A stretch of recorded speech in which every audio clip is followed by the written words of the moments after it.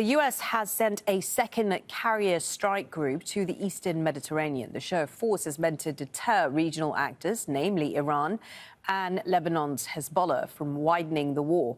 Last week, the U.S. deployed a separate carrier to international waters off Israel's coast.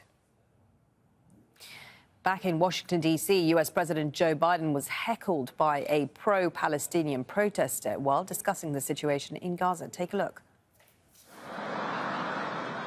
Well, look.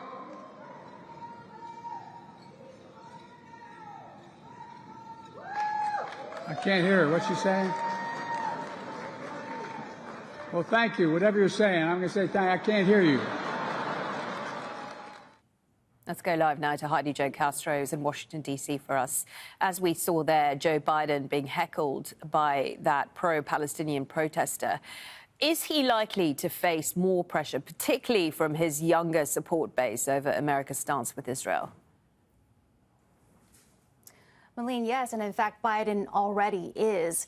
Just on Saturday, there were 55 members of the U.S. House of Representatives who sent him a letter along with Secretary of State Antony Blinken calling for the two to urge Israel to follow international law in its response to Hamas in not inflicting widespread harm to civilians. Now, this was a letter that was signed by a number of House Democratic progressives, but notably it was also joined by a few Democratic moderates who signed this letter as well.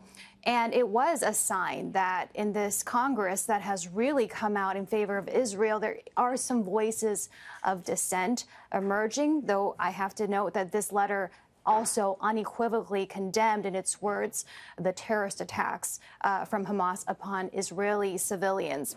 But we are seeing more and more of this sentiment in pockets around the U.S., including at some protests. There was one notable one in New York in front of the home of the Senate Majority Leader, Chuck Schumer, who's about to lead a delegation to Israel from Congress.